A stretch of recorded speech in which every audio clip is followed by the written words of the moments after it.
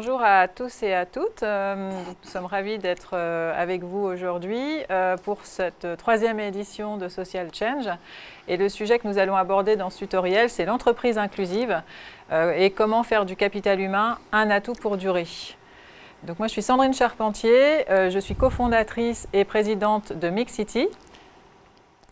Bonjour Sandrine, bonjour à toutes et à tous. Je suis Jeanne Gaudy, responsable des partenariats et des formations au sein de FAS Loire-Atlantique.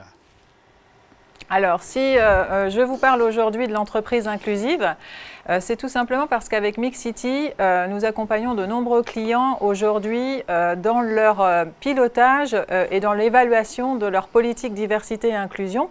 Donc Mixity, on a conçu une solution digitale qui est simple et rapide, qui permet aux entreprises vraiment de faire un état des lieux très clair, très objectif de leur politique diversité et inclusion à partir d'un référentiel neutre qu'on a construit avec une vision globale de la diversité et de l'inclusion. Je vous en parlerai un peu plus tard. Et l'objectif, c'est de savoir où l'entreprise se situe sur ces sujets et qu'est-ce qu'elle peut mettre en place pour aller plus loin. Je passe la parole à Jean. Donc, très rapidement pour présenter FAS Loire-Atlantique. Donc, FAS Loire-Atlantique, c'est un réseau de 350 entreprises engagées sur le territoire au service de la lutte contre toutes les formes d'exclusion et de discrimination, avec des actions très concrètes, notamment sur le champ de l'accompagnement des publics vers l'emploi et toutes ces actions en lien avec les acteurs et les partenaires du territoire. Alors déjà, ce qu'on voudrait évoquer avec vous, c'est qu'est-ce qu'une entreprise inclusive ? Une entreprise inclusive, c'est une entreprise qui, en tant qu'employeur, est à l'image de la société en général. C'est aussi une entreprise qui prend en compte toutes les diversités dans les solutions et les produits qu'elle conçoit. Et l'inclusion, c'est pour l'organisation d'accepter la différence, les différences. On a tous plus ou moins des différences et c'est de valoriser ces différences et d'accueillir ces spécificités de chacun et de chacune pour construire un modèle commun et construire un projet d'entreprise ensemble. Donc c'est donner à chacun une voix dans l'entreprise qui compte, une égalité des chances aussi pour accéder à des emplois et aussi évoluer dans l'entreprise et être reconnu pour ce qu'on est en tant qu'individu.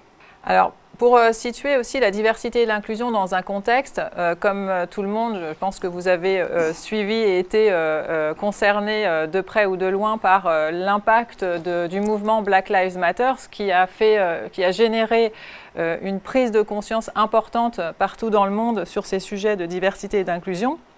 Et cette prise de conscience, elle a permis aussi aux organisations, aux entreprises, qui sont aussi des acteurs importants pour assurer une égalité des chances dans la société, de se reposer, de se re-questionner et vraiment de s'engager au niveau stratégique pour mettre en place des actions qui permettent de s'engager socialement, d'engager leurs responsabilités sociales afin d'encourager la diversité et l'inclusion dans leurs organisations. On a vu aussi récemment des campagnes où des entreprises ont été épinglées justement sur les discriminations, notamment à l'embauche, par rapport à des profils et des parcours de la diversité. Et puis, il y a aussi ce contexte de la crise sanitaire qu'on a connu et qui nous a tous personnellement et individuellement impactés et qui fait que finalement l'humain dans les organisations revient au cœur des préoccupations avec cette volonté d'encourager et de développer la solidarité et cette égalité, cette conscience aussi de l'inclusion qui prend tout son sens dans la période qu'on a pu traverser ces derniers mois. Donc, Sandrine, comme tu disais, on est vraiment sur un territoire de la Loire-Atlantique très dynamique sur ce sujet de l'inclusion, avec un écosystème constitué de plusieurs réseaux, notamment, je pense, aux dirigeants responsables de l'Ouest, au MEDEF qui est très engagé aussi, le CJD, FAS, bien entendu, et d'autres acteurs encore très engagés autour notamment de la France Une Chance, piloté notamment par la Direct. Donc on a à la fois des entreprises et puis les institutionnels sur notre territoire, et puis avec des actions très concrètes, hein, notamment une action, un projet qui s'appelle les 5 ponts, que nous connaissons tous, qui réunit à la fois travail, santé, le vivre ensemble et voir comment on peut agir tous ensemble sur un territoire avec un projet aussi ambitieux qui mélange plusieurs entreprises et plusieurs acteurs publics et privés. Alors pourquoi s'engager dans une démarche de diversité et d'inclusion face à ce contexte aussi qui est fortement engageant, qui demande aux entreprises de prendre cette responsabilité et de s'engager fortement socialement au-delà de leur engagement environnemental qui est déjà souvent très avancé. C'est vrai que dans la RSE, la responsabilité sociale est toujours minimisée par rapport à l'engagement environnemental. Et là, on est quand même dans une période où finalement l'humain prend toute son importance et les entreprises vraiment veulent s'engager sur ces sujets également. Alors, l'engagement, il est intéressant à différents niveaux. Il est intéressant notamment, évidemment, dans son engagement de responsabilité sociale, mais pas que. S'engager dans la diversité et l'inclusion, c'est aussi un enjeu de performance. Il y a une étude qui est renouvelée régulièrement et qui récemment a démontré, donc une étude qui est menée par McKinsey sur la diversité et l'inclusion, qui a démontré au niveau international que les entreprises qui ont une diversité dans leurs effectifs, à tous les niveaux de l'entreprise, jusqu'aux instances de gouvernance, sont des entreprises qui sont plus performantes à hauteur de 36%. Donc c'est vraiment cette notion d'engagement dans la diversité et l'inclusion, c'est vraiment aussi un enjeu de performance économique. Vous le voyez notamment par exemple dans les appels d'offres qui maintenant de plus en plus intègrent ce critère de responsabilité sociale et d'engagement dans la diversité et l'inclusion. Donc c'est un vrai facteur de performance. Il y a aussi évidemment la réputation de l'entreprise. On l'a vu avec la portée médiatique des récentes entreprises comme par exemple Ubisoft ou Adidas qui ont été mises vraiment en cause pour des raisons de discrimination ou de démarches de harcèlement dans les organisations. Et puis, il y a cet enjeu aussi d'attractivité de marque employeur, attractivité au niveau des talents, aussi fédérer les collaborateurs autour d'un projet commun, donc une vraie question d'engagement. Et cette question d'engagement, elle est essentielle parce que dans les entreprises et dans les études qui sont menées, finalement, ce qui ressort dans les top 3 des critères qui font qu'on se sent appartenir à une entreprise ou qu'on a envie de postuler, la diversité et surtout l'inclusion, sont vraiment des éléments importants et que les collaborateurs et les collaboratrices veulent voir dans leur organisation. Donc les DRH, les directions ressources humaines notamment, et les directions générales en font aujourd'hui de ce sujet de la diversité et de l'inclusion un enjeu prioritaire pour leur politique en cours. Et puis il y a aussi le sujet finalement de l'impact réglementaire qui permet aussi, quand on est engagé dans la diversité et l'inclusion, en termes de coûts de la discrimination, de réduire les montants et les amendes qui sont versées. On voit que la loi se renforce, notamment sur l'égalité entre les femmes et les hommes, avec l'index égalité femmes-hommes, mais aussi sur la lutte contre les discriminations, sur le handicap. Donc tout ça, ça doit permettre à l'entreprise de réaliser qu'il est important vraiment d'avoir cette vision globale de l'inclusion dans sa structure. Alors, comment s'engager vers l'entreprise inclusive ? Déjà, la première chose, c'est qu'une politique inclusive, une culture d'entreprise inclusive, c'est d'abord une impulsion de la direction. Et ça, c'est essentiel parce que nous, dans l'accompagnement que nous faisons avec Mixity auprès de nos clients, si la direction générale ne s'engage pas, ne souhaite pas s'emparer de ces sujets restent portés de façon très opérationnelle, de façon en mode silo, où on va adresser des politiques handicap, on va adresser des politiques autour de l'égalité femmes-hommes, mais finalement, il n'y a pas forcément cette approche globale de la diversité et l'inclusion.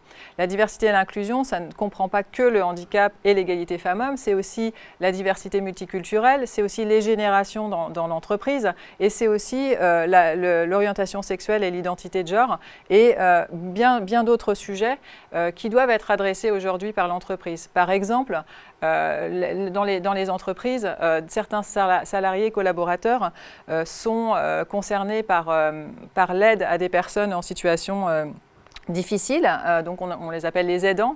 Et les aidants, eh ben, aujourd'hui, ils doivent être aussi accompagnés par l'entreprise. Et on sait par exemple qu'on sera tous un jour ou l'autre des aidants, nous aussi. Donc c'est aussi prendre en compte les spécificités de vie de chacun et de permettre à chacun de contribuer à un projet dans l'entreprise en venant avec ce qu'il est ou ce qu'elle est et ses particularités.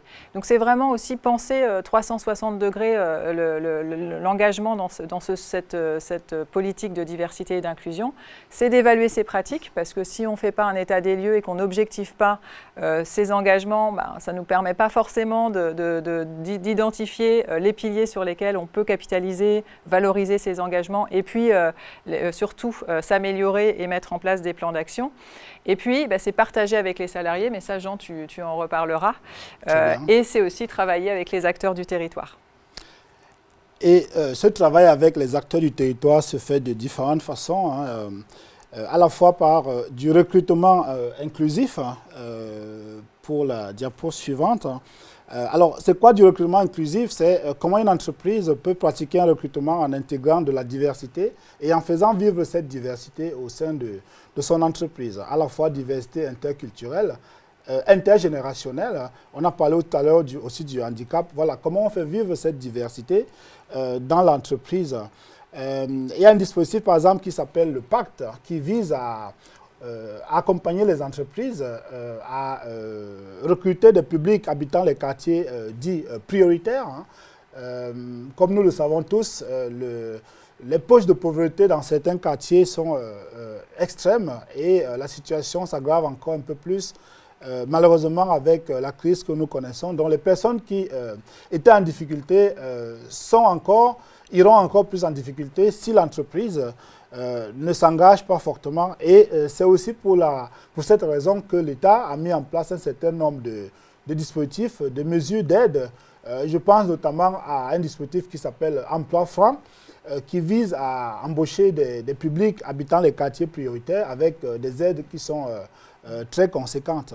Et donc, tout ça, ça permet finalement à une entreprise de pouvoir diversifier son recrutement, à manager aussi les tuteurs, les responsables d'équipe, parce que la diversité, c'est bien, mais ça ne se décrète pas. Donc, encore faut-il accompagner les managers, former, sensibiliser à cette notion de culturalité, de management intergénérationnel. Donc, c'est ce que nous proposons aussi auprès des entreprises de notre réseau, les 350 entreprises dont je parlais tout à l'heure. Alors, on a des dispositifs, diapo suivante, qui sont très, très concrets. Je pense par exemple au mécénat de compétences qui est pratiqué par beaucoup d'entreprises. Alors, je vais en citer quelques-unes. Désolé pour celles que je n'aurais pas citées, mais elles sont nombreuses. Je pense par exemple à Total qui offre des journées, je crois que c'est 3 jours aux salariés, pour faire des actions volontaires et qui sont comptabilisées. En fait, chaque salarié peut prendre 3 jours de travail pour s'occuper d'une association ou d'un jeune. Je pense également à Engie qui fabrique la même chose, qui fait la même chose, à la Poste, donc des structures comme ça qui offrent la possibilité à leurs salariés de pouvoir s'investir au nom de leur entreprise et ce qui donne aussi le sentiment de fierté à ces salariés d'appartenir à une entreprise qui leur offre cette possibilité de s'occuper des autres. Il y a également par exemple les stages de 3e. En ce moment, avec la situation, c'est très très difficile pour les entreprises d'accueillir des jeunes en stage compte tenu des mesures de distanciation. Et donc, on essaie d'organiser des rencontres dans les établissements. Et on voit bien toute l'importance qu'on a aujourd'hui de mobiliser les entreprises à aller dans les collèges, aller dans les établissements, notamment ceux qui sont encore une fois dans les quartiers prioritaires pour expliquer l'entreprise, expliquer les métiers et favoriser l'orientation professionnelle. C'est d'ailleurs un dispositif qui est très soutenu sur le territoire à la fois par les services de l'État mais aussi par NAN Métropole et par le département. Et puis il y a aussi des actions de parrainage où on demande, on nécessite, on sollicite des salariés pour accompagner des demandeurs d'emploi à raison d'un ou deux rendez-vous mensuels sur une période d'à peu près 4 mois et qui donnent des résultats de l'ordre de 70% qui permettent à ces personnes qui sont en difficulté, qui sont au chômage parfois de longue durée, de pouvoir accéder à un emploi grâce à la mise en réseau de ces entreprises, grâce au conseil des salariés et grâce à leur bienveillance qui permettent finalement aux personnes de retrouver de la confiance et de retrouver un emploi. Donc on est vraiment sur une dynamique très engageante sur le territoire et très positive et vraiment un écosystème qui nous permet aujourd'hui de dire que, bon, malgré la crise, on est quand même sur un territoire où, Dieu merci, il y a beaucoup d'acteurs qui agissent et il y a beaucoup d'actions qui sont mises en place. Des actions concrètes et très concrètes. Merci Jean. Et pour rebondir sur ce que tu disais, Jean, effectivement, il y a beaucoup d'acteurs sur le territoire. Ce qu'on veut aussi, c'est ensemble avec tous ces acteurs, c'est aider à guider de façon la plus simple possible les entreprises pour s'engager, agir, vraiment comme tu disais, faire des actions concrètes sur tous les sujets de la diversité et de l'inclusion, donc que ce soit la diversité multiculturelle, on en a parlé, le handicap, l'égalité femmes-hommes, la cause LGBT+, ou des approches, on va dire, globales autour de ces sujets. Et donc, on est en train de travailler avec les différents acteurs du territoire sur une cartographie qui soit simple et complète et concrète et qui permette à chacun de s'orienter et d'identifier quels acteurs dans cet environnement très riche peuvent les accompagner sur leurs enjeux.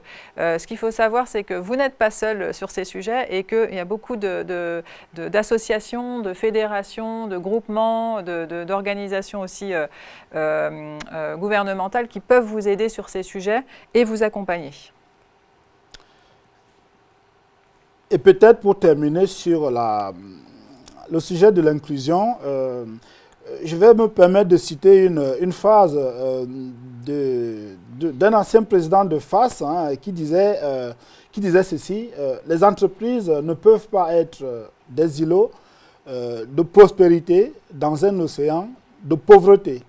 Et ça résume bien la situation aujourd'hui de prise en conscience des entreprises, de leur rôle social et sociétal, de leur engagement. Et donc, j'ai envie de dire, osons l'entreprise inclusive. Merci Jean.